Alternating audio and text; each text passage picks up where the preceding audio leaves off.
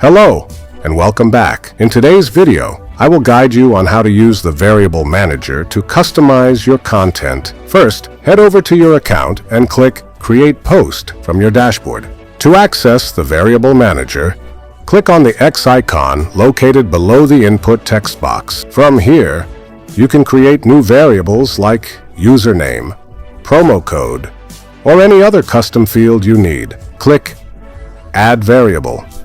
Name it and set its value. Then save the variable.